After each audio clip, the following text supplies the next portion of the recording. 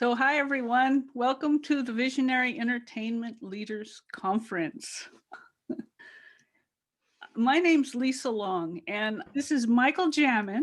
And Michael is a professional television writer, showrunner. I love the word showrunner. Yeah, if they pay you more. I love it. I'm going to ask you about that. His many credits include King of the Hill, Beavis and Butthead, Just Shoot Me, Marin, I didn't see that one, Wilfred, Rules of Engagement, Bickleberry. Brickleberry, that was a dirty cartoon on Comedy Central. Oh, it was. I know, I Yeah. noticed your stuff's funny. And Tacoma FD. Yeah. Michael, and that one's currently on, right? Yep. Michael is currently working on a collection of humorous personal essays to be released in 2022, and he's directing an animated sitcom for E! And has just launched an online screenwriting course. So welcome, Yeah. Michael. Welcome. Thank you. Thank you for having me. Welcome to my garage. This is my garage. Those are some of the shows I've worked on. You can't see them, but they're there. And that's my luggage. There you go. In my extra bedroom, so works for me. I'm in Mount Shasta. So Oh, yeah. giant mountain and snow outside. Yep, sure. So what got you into this industry, Michael? Well, I've always, in high school, that's what I wanted to be, as a TV writer, comedy writer. And then after graduation, I drove out to Hollywood to make it big in Hollywood. And that took a couple of years before I was able to break in. But I had to learn how to write. I didn't really know how to write before that.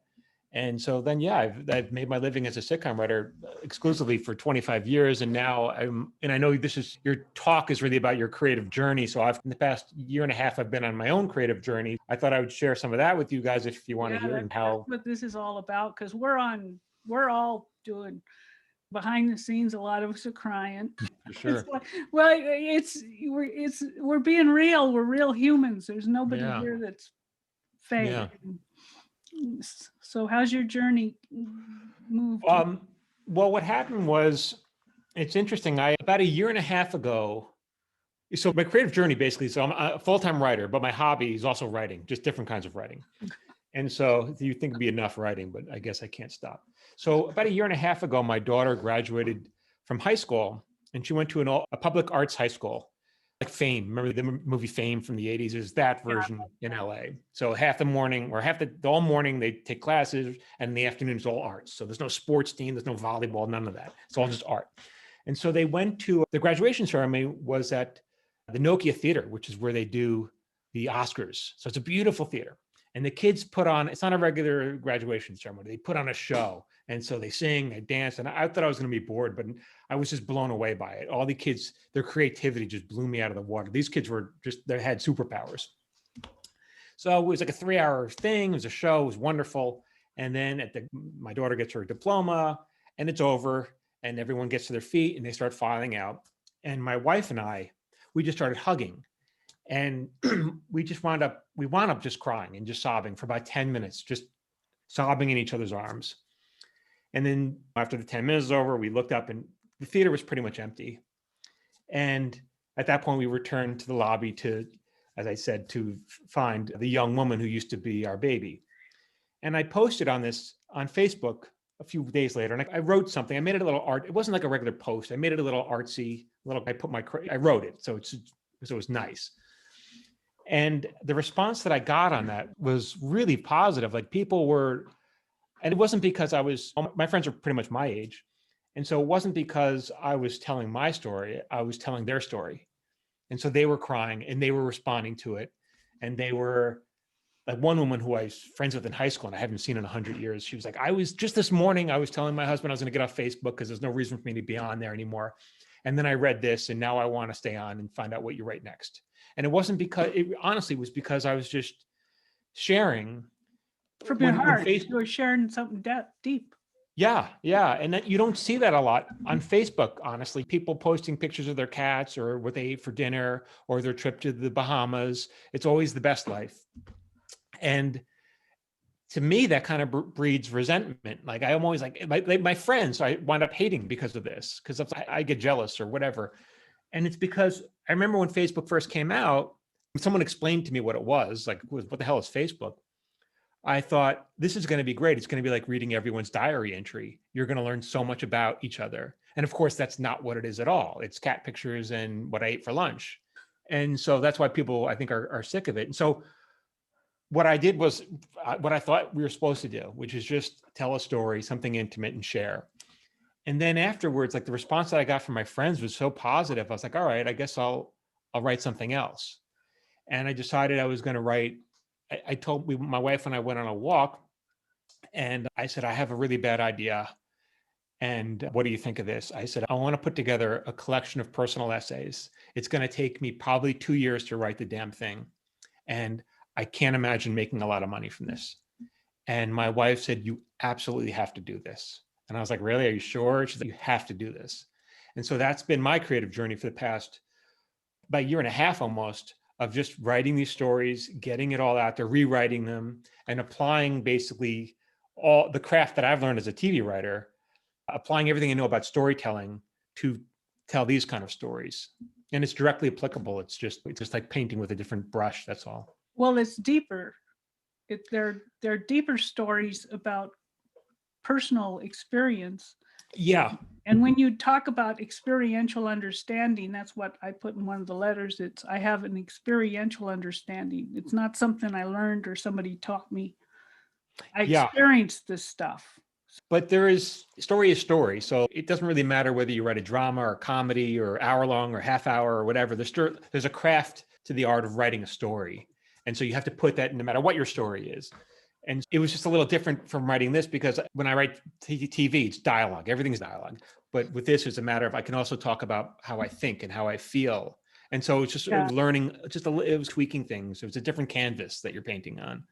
So I found that was interesting, and I'm still done. I'm almost done. It's been a long, even along the way, I've grown as a writer. I've gone back and had to rewrite some of the earlier stuff because I've gotten better at this. So, well, you've probably grown as a person too, because it's been helpful to get in touch of how I really feel. Yeah. Yeah, for me, I've written some short scripts and things like that, and they were, I don't know how good they are because I never showed them to anybody, but I could follow formulas and I could do the basics. But when I wrote my own stuff, it just took me years because I had to deal with the emotion, the personal emotion that comes up, and then exposing it to the world. Right. Because you're literally exposing your heart to the world. You know what, though? There's a great quote by Oscar Wilde. It's a tribute. I think he's the one who said this, but I love it. And he said, you'd worry less about what people think of you if you realize how little they did. Yeah. And now that's great for two reasons. One, it says they already think you're an idiot anyway. Or the other meaning is they're just not thinking about you at all. They're thinking about themselves. And so when you do expose yourself, it's not as big a deal as you think it's going to be. Yeah, or they think you're lying. If you're so far off their dimension, they'll just think it's weird. Oh, that could be too. Yeah. And you're lying, or you made it up, or it's because everybody's going to see your world through their filter. Everybody has their own version of reality. If you tell, the hard part, as you're saying, is you have two challenges. One is you have to be brave enough to tell the truth. And a lot of people don't want to do that. And then if you are willing to do that, the second challenge is you have to be able to figure out what the truth is, because it's not always obvious. You may think it's one thing, but as you dig into it, you're like, oh, that's not really what's going on, you know? Yeah, that's true. Because you see it from a different dimension as you grow. If you're a little kid and you write down, parents did this, then you're seeing it from that dimension. But then as you get a little older, you relook at it and go, that wasn't quite true. I didn't really need that resentment. And as you move it up, and it's the same thing with your beliefs and your issues and everything. But you do comedy, and comedy is what they're buying right now. But you're busy, right? Yeah, you can always be busier, but no, it's comedies, but they're buying whatever. So you're always chasing the target. Well, I've heard from other people that because of COVID and stuff, they want to keep everything. Everybody's looking for comedy because it's. Well, animation that's why I'm doing the show animation, because that's easier to produce. You don't have to be. Oh, that's true. Yeah, right. You don't have to be there. And did you see Disney Soul? Actually, it's funny. I'm halfway through it. Started it last night. Oh, great! Yeah. Yeah. And it's a good way to explain how the universe works. Yeah, interesting. There's a Yeah. lot of truth in that. Whoever wrote that was pretty awake.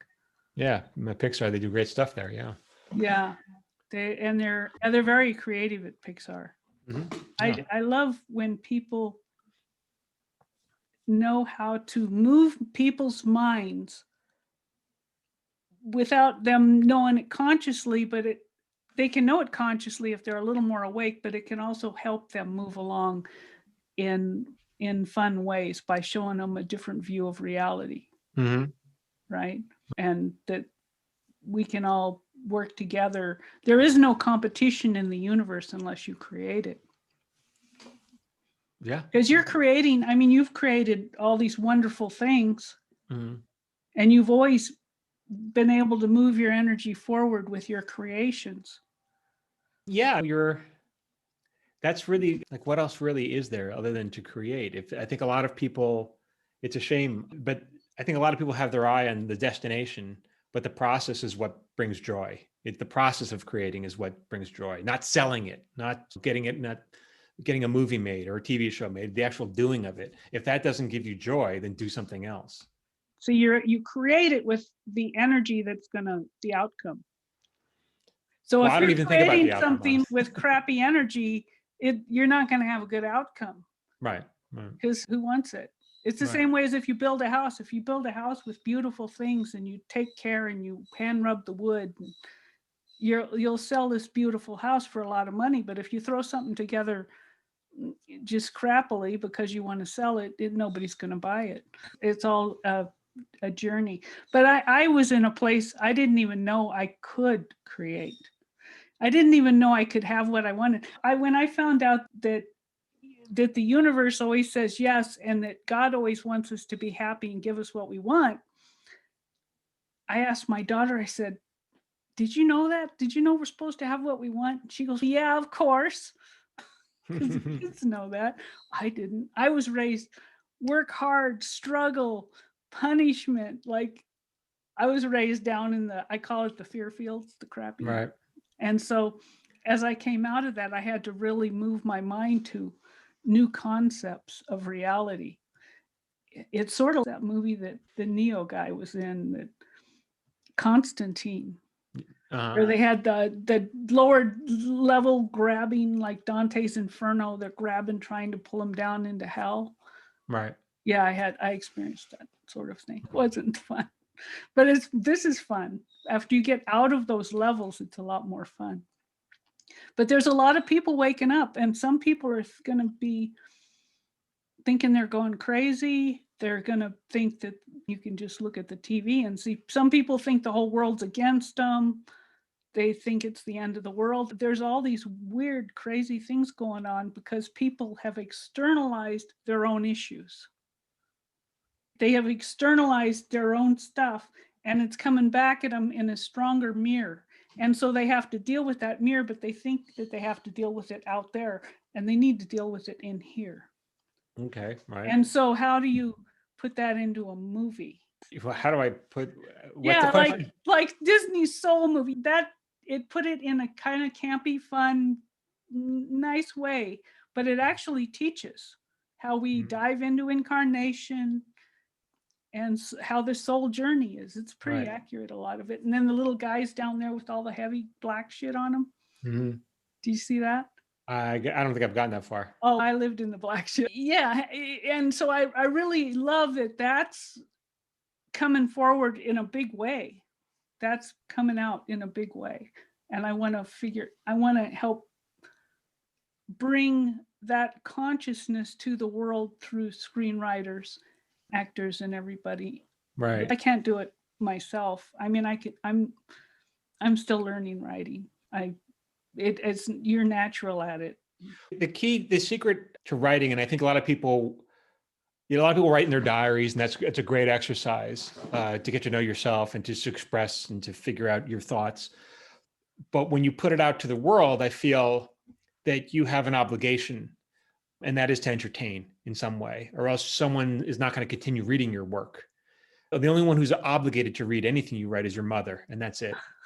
And so if you want someone to read your piece and to read your next piece and to find out what, to read more, you have an obligation to entertain them somehow. It doesn't have to be funny, but it has to be like drama's entertaining too.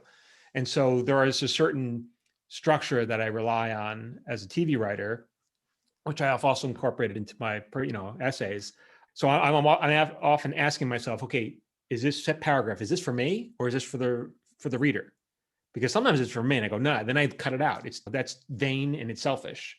If you want someone to read it, then you have to give them something, and it has to be, something that it has to, let me elaborate a little more. So I think no, it's a good tip. people, I heard you on that. It's really good. It's like when you look at a scene, do I need it? oh, for sure. Does it help further the story or not? Yeah. And often when I'm reading stuff, especially by new writers, it doesn't. And then I put it down and I pick up something else, especially now. Like I'm under no obligation to read something that's bad when I can find something better in 2 seconds. And there's a million channels when you're watching. Yeah, right. There's a million. So we don't have to suffer through anything. So you have to, when you write for somebody, you have to keep that in mind. Is this for me or is this for my audience? And I think one thing people should add, if your audience is interested in this, if you're interested in writing, the question that I would have you guys ask yourselves is, why do people read? Or why do people read stories? Or why do people watch stories on TV? And you'll get a lot of different answers. And if you're anybody who's listening, you could submit whatever if you want to tell me why, or else I'll just answer it myself. But I hear a lot of, what I often hear is when I ask that question, why do people read stories? I get these answers that which sound good for college, as if you were taking a college class. It's to see myself reflected, or it's to understand life's purpose or meaning or questions. And I don't think, like, all that sounds fine on a term paper, but I don't think that's really why people read stories or why people watch stories. And I think the simplest way to answer that question of why do people read stories is to find out what happens next. And that's it, to find out what happens next. And if you as a writer are not prompting your audience to want to know what happens next, they're not going to continue reading. They're just not.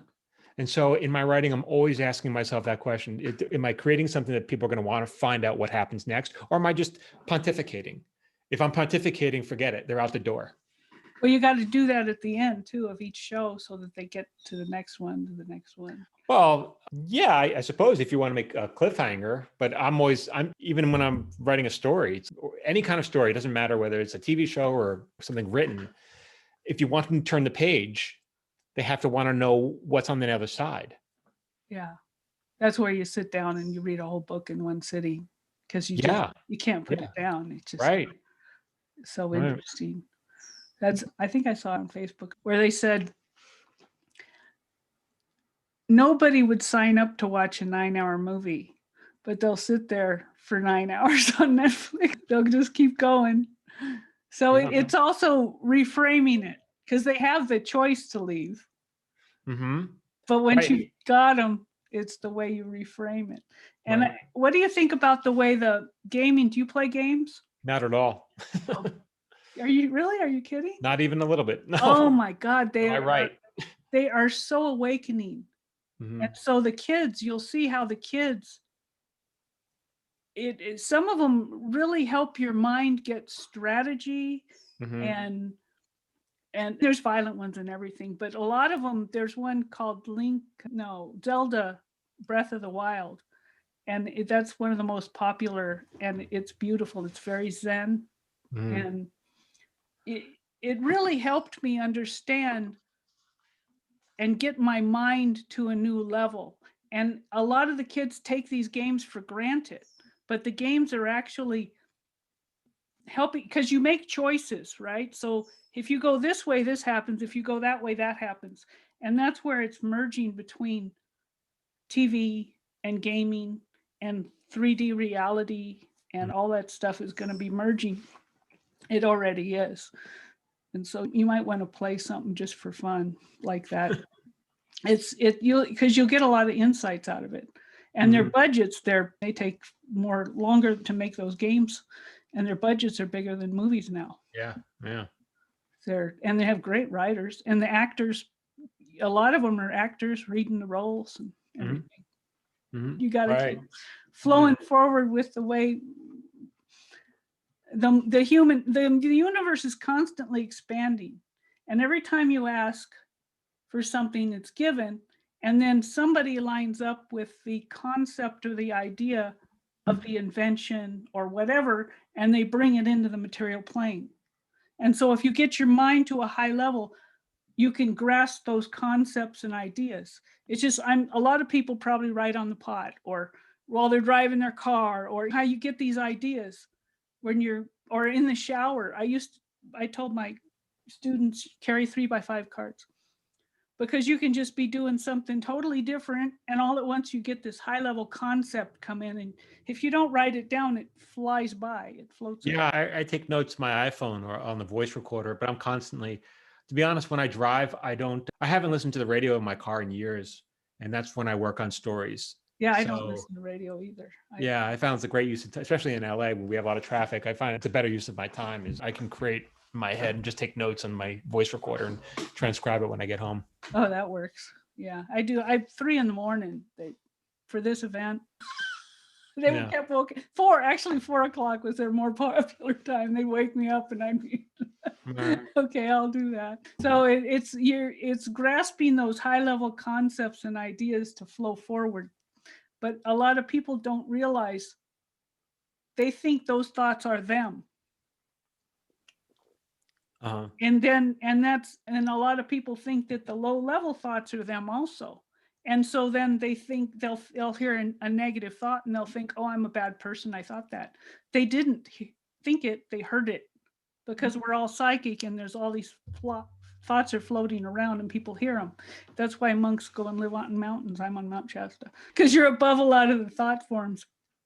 But if you're in LA, you actually have to be a little stronger to be able to hold positive energy where there's millions of people around you, because you've got a positive attitude. And so these high level thoughts come in, and if you can grasp them, you move yourself higher.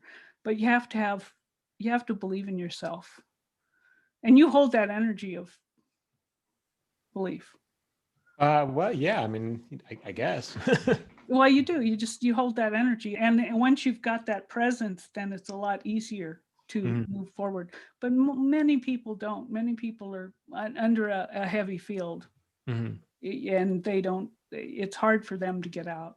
So the more you can bring comedy to the world, and teaching people. Are you teaching comedy or are you teaching writing in general? I teach storytelling. So honestly, what I teach is no matter whenever I write anything, I always think about it as a 3-act play.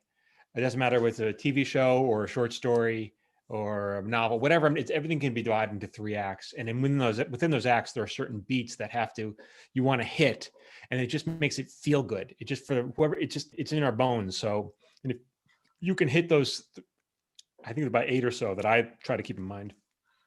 If you can hit those beats, your story will naturally be compelling and it just feels right. So I don't teach comedy per se, even though that's my background. I teach storytelling. And so that can be applied to anything, even marketing. If you're in marketing and you're telling a story, it can be applied to that. Well, what I was talking about earlier is we're literally writing our own script. You're writing your life by your thoughts. And so if you can teach people to write, well, what would you like in your life? And then write that into their story. I think there was a movie years ago where the guy kept changing his script and his life changed and something had happened and he ran in and changed the script because he didn't want that to happen. Or he became conscious of Right. this. Yeah. So anything you do, you're helping people move forward, even if they think they're learning writing.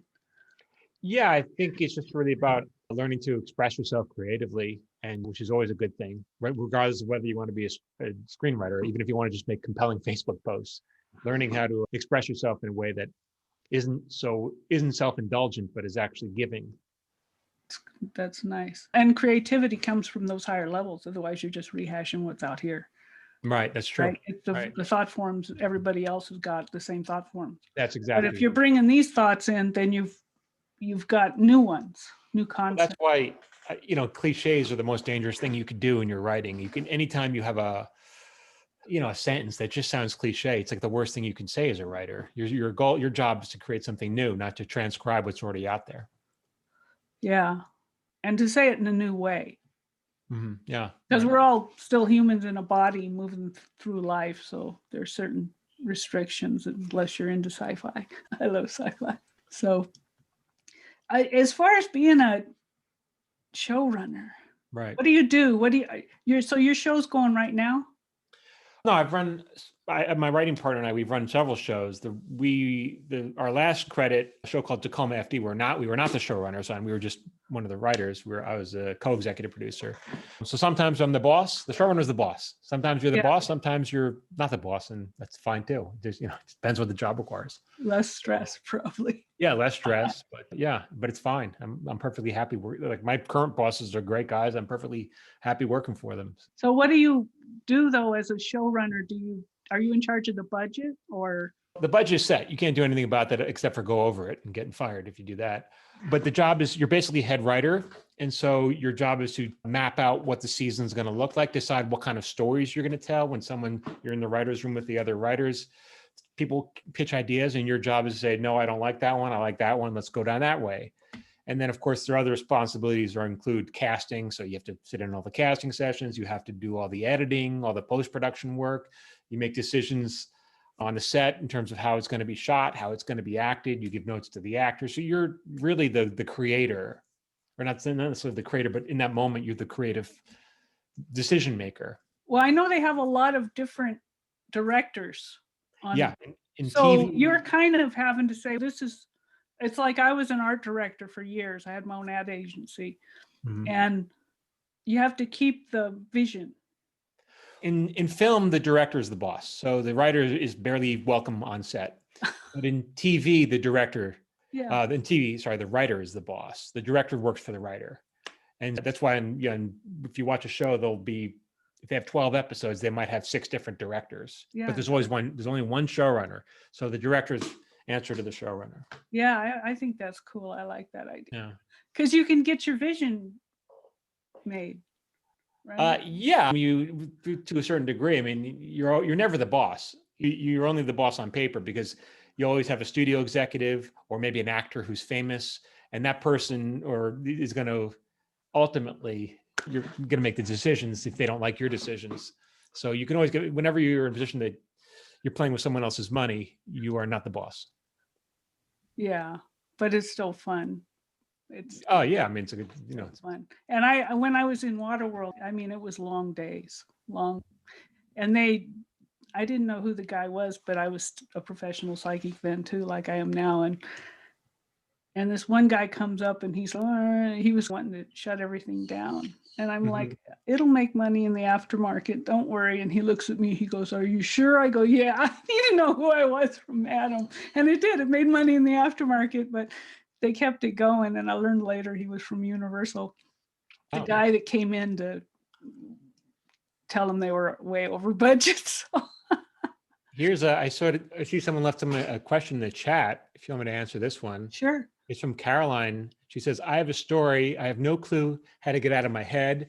I don't know the next steps. It's a compilation of stories about my 6 aunts who played bluegrass and wore the same shade of lipstick and how they survived in 1940. Thank you, Caroline in Georgia. Okay, so that's a really good question. Yeah, you don't know how to get out of your head. That's exactly right. You don't know whether this moment goes in the beginning, or does it go at the first act break? Is it a second act break? Where does it go? You have all these ideas, you have all these creative thoughts, and you don't know where they go. And that's very common. And so that is called, what you need to learn how to do is how to break a story. And that's what the showrunners get paid for, is they're the person usually in the room with the most experience, and they know how to break a story, which means if everything's in 3 acts, is this moment, well, here in act 1, act 2, act 3, where does it go?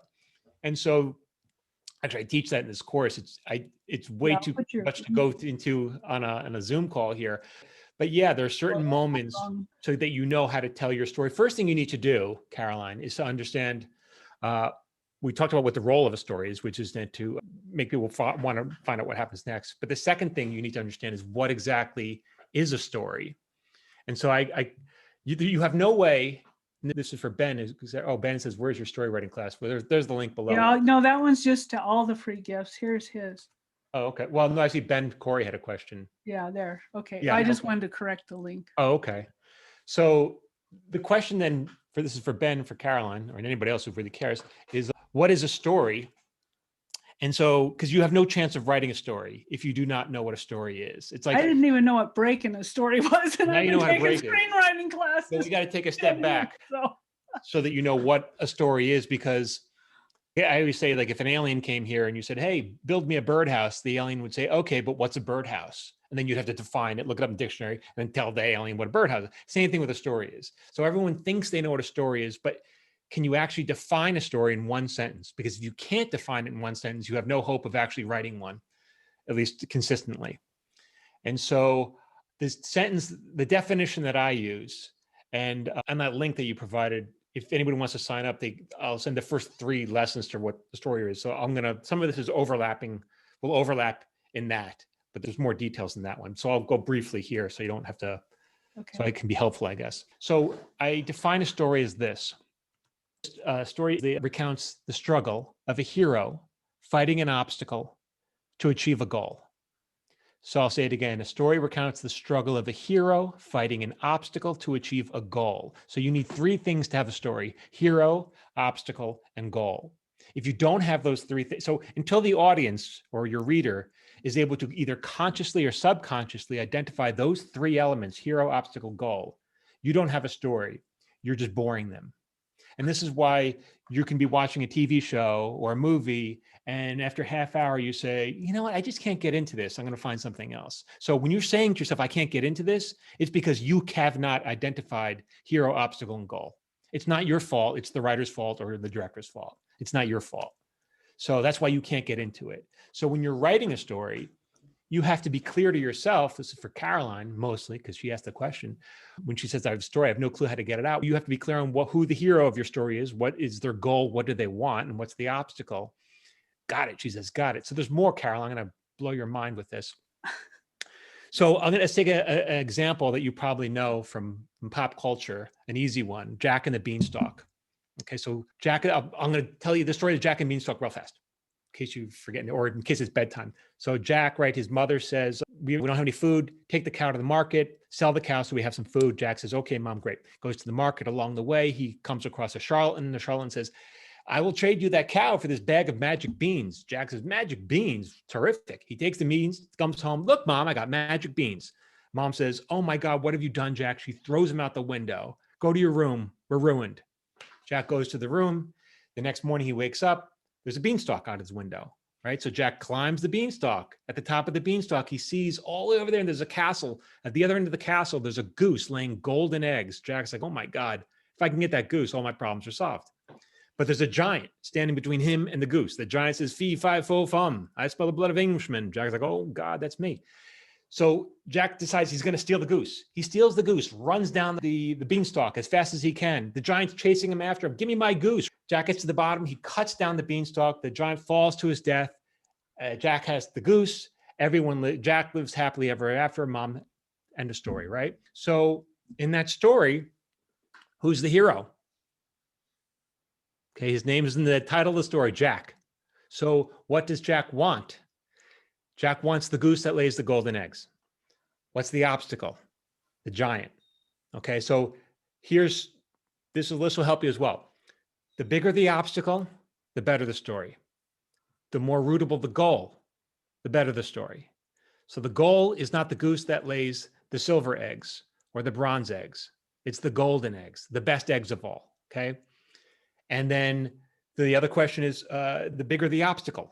So it's a giant, right? It's not an angry dwarf. It's not a surly leprechaun. It's a giant. It's a big obstacle. It's a great goal. And so that's how you tell.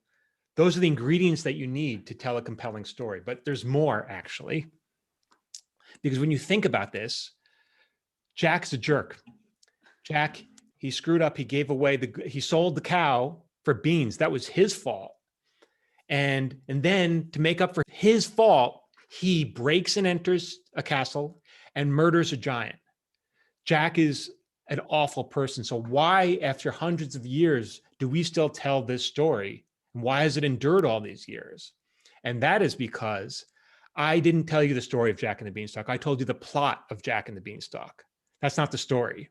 And so many people confuse plot with story. And that's why their writing is not compelling. And the story of Jack and the Beanstalk is one. So the plot is like, whatever, this happens, then this happens, then this happens. I don't really care. The story is what relates to me and the viewer. The story of Jack and the Beanstalk, this is a story about a boy whose mother said, we're running out of money. We have no food. Take the cow to market. Jack says, I won't let you down, Mom. He takes the cow, he sells he trades it for beans. He comes home, he thinks his mom's going to be happy. And instead she's disappointed. He's let down his mother. And so this murdering the giant and stealing the goose, that's not what Jack wants. Jack wants redemption. And I think every child wants that from their parents. They want the approval of their parents. So now we're on Jack's side when he steals the goose and when he kills the giant, because we understand that we've all failed our parents one time or the other, and we want their approval. And so that is the emotional core. And that's kind of what I teach in this course, is like how to get to that, because that's what people want. Now, when you tell a story, you have to have the plot and you have to have the emotional story. One's not more important than the other. You need them both. And they both go up to the top to lead to the story.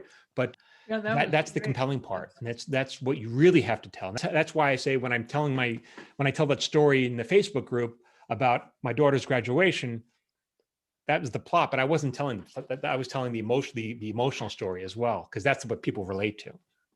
Yeah. And I was like, I teach chunking it down, and you chunk that down so easily into concepts that people can grasp. Yeah, I think it's writing is not teacher. Yeah, but that's as far as you a teacher, that's a master teacher. Oh, thank you. Because you can chunk it down and they can grasp it here. Then you can move them up to levels. Writing is not easy, but it's simple. And so I always think of what's the simplest way to think of this, and I think it's very tempting, especially I see other courses. I think people try to make it more complicated than it has to be to make them sound like an expert.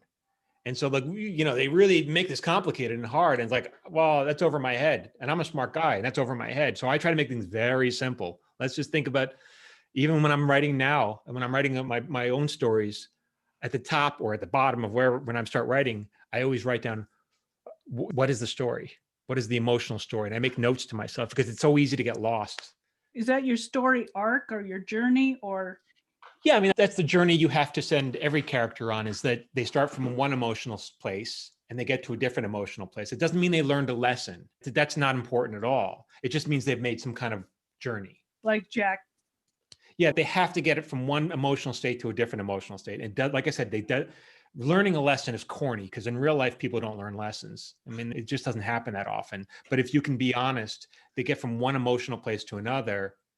That's a journey. That's interesting to me. Well, and then they're in a new place. It's just like Jack, all at once, he knows he's capable, even though he thought he made a mistake. It turned out okay. But who cares? I wouldn't have cared. If Jack died at the end, I wouldn't have cared. You wouldn't? I mean, honestly, I would have been like, oh, good, look at that. He died trying to redeem himself. Good for him. I don't think the story would have lasted all these years. I don't know. Maybe I'm not sure about that. There are certainly tragic tales. Romeo and Juliet. There are certainly plenty of tragic tales that don't end happily, that you go, wow, that's a good story. Well, but Romeo and Juliet hooks into love and heart. Doesn't matter. What does Romeo want? He wants the girl. What's the obstacle? His family says you can't have that girl. Hero, obstacle, goal. So the family's the obstacle. Yeah, his family's the obstacle, because of the Capulets. And her family, right? Yeah. The Capulets and the Montagues have been at war since the beginning of time, and a Capulet could never be with a Montague.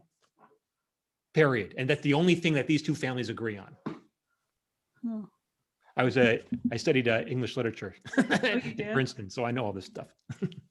Have you read The Rime of the Ancient Mariner? Yeah, a long time ago, though. I couldn't talk about it. I did too in college, and that blew my mind. And then I found out later a lot of it was true. Yeah. I love it. So here's your link. If people want to get your free screenwriting, they're videos, aren't they? Yeah, they're broken into, you enter your email and I'll send you 3 different videos, and they're kind of short. And I talk about the first one, I talk about Jack and the Beanstalk a little bit.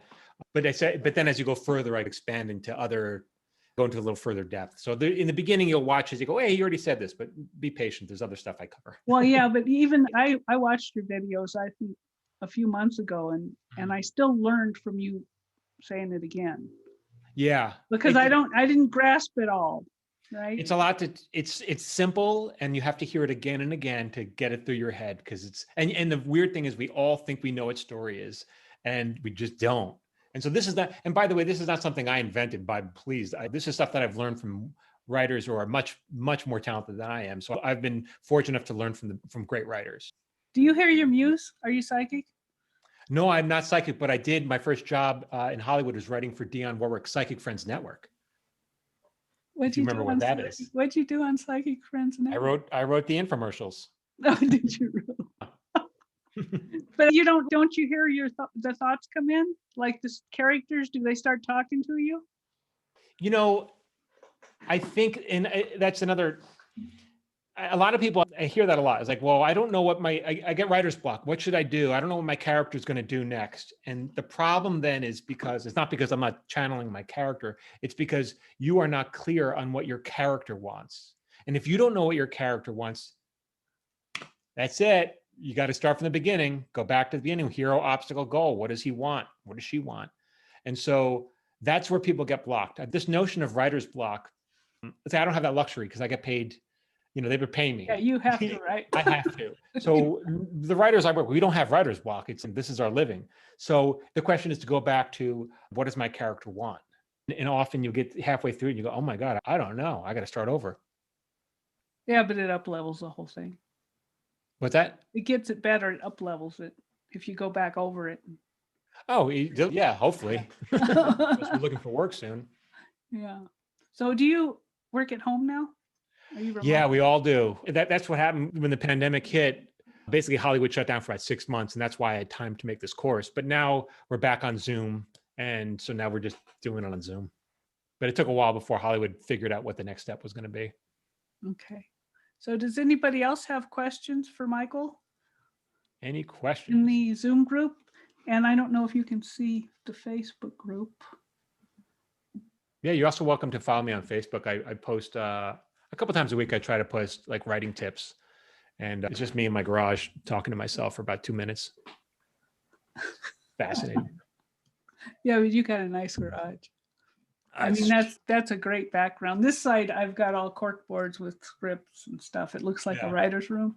Right. Nobody sees that. It's right. messy. Yeah. They see this part. With my little fake Oscar back behind me that I got at the airport. Because I'm creating, right? But yeah, if anybody has I need a garage. Well, my car needs a garage. My car doesn't get it.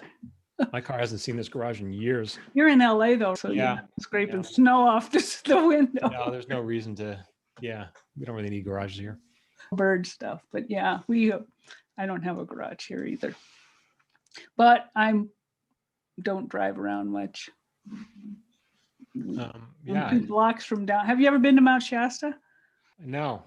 I'm like 40 minutes or 35 minutes from the border to Oregon. Wow. And so if you drive all the way up the coast, we're 4.5 hours north of San Francisco. Mm-hmm. Then about 3 hours, you'll start seeing this giant white mountain. Yeah. So you look at it for an hour as you're driving north, and that's where I'm sitting. We're the 3rd largest mountain in California. So, and no questions. Thank you, Mike. This has been great. I really appreciate it. Good. I hope that helps. Yeah.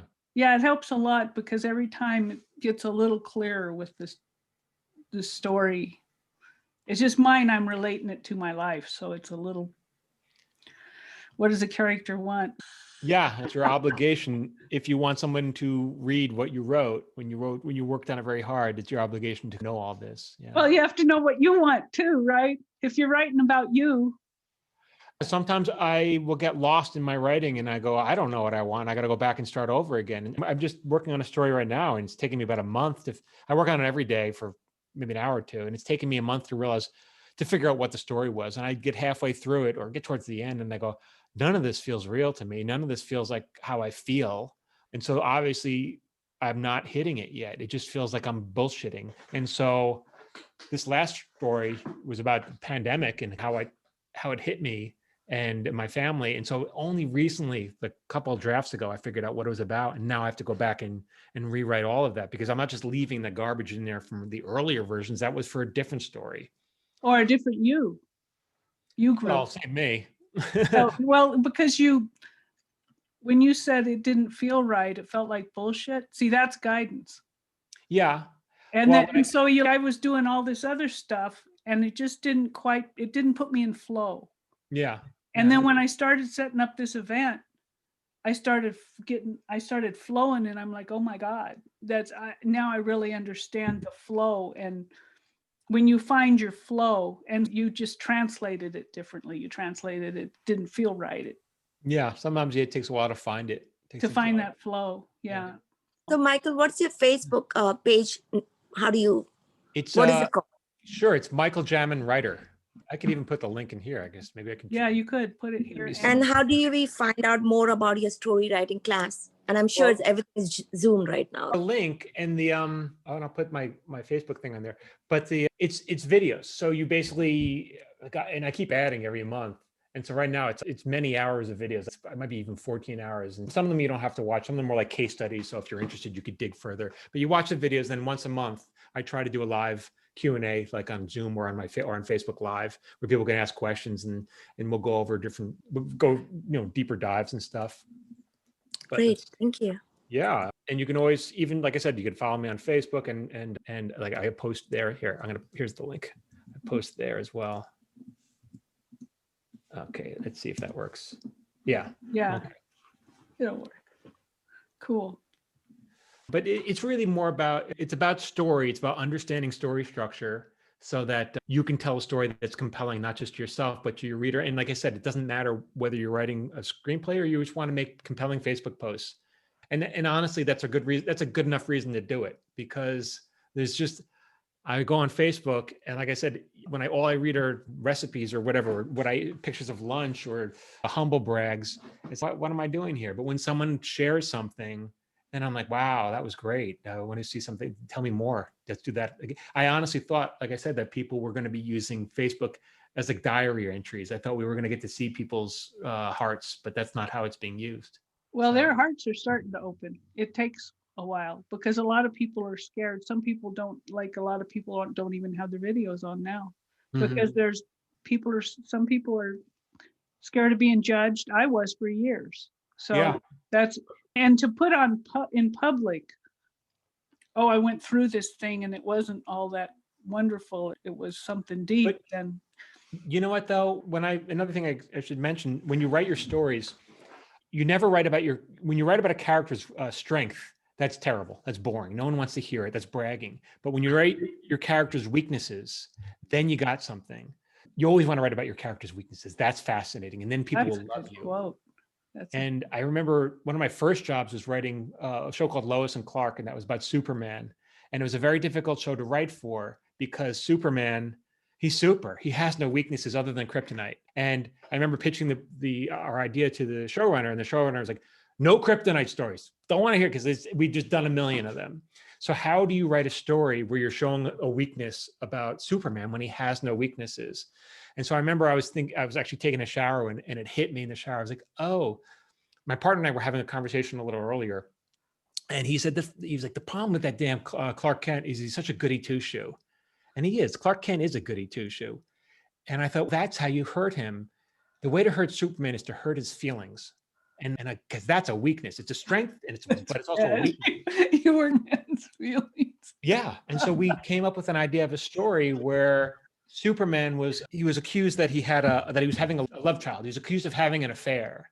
And it wasn't true. Like, how dare you? And because I would never do that. And it hurt his feelings. And it actually became their highest rated episode. I don't take full credit on that because the showrunners had a huge, they were very instrumental in helping shape that story. But that was the nugget of it. It was like, oh, if you can hurt Superman's feelings, that'll be really good. That's interesting. Yeah, I heard, what's his name? The guy that passed away, I'm looking at him here. Oh yeah, it's Stan Lee. Yeah, Stan Lee. And I don't know if he's the one that said it, but, oh yeah, he did. It was like, when he created Spider-Man, they didn't want to do it because Spider-Man had weakness and he was a young kid. Yeah, no. And they Whenever you rejected write it for for a long yourself, time. you Yeah. always want to write your weaknesses. Talk about your weaknesses, not your strengths. Talk about your strengths, people are going to hate you. Talk about your weaknesses, people are going to relate to you, and they're going to root for you. And that's why Spider-Man's so popular, because he's just a kid. And yeah, Superman actually is, of all the characters, is the least interesting, I think. it was from the 40s. Didn't they make him in the 40s? So I totally hear you. And I think that's the continuing trend. The more you can get real with people. This has been around since Socrates. I think people just don't know that, since a lot of people, if you haven't done a lot of writing before, it's easy to think, oh, I'll just brag about the time I did X, Y, or Z, and like no one wants to hear it. Well, thank you, Michael. This has been great. My pleasure. Yeah, Bye-bye. Bye. Thank you. Thank you.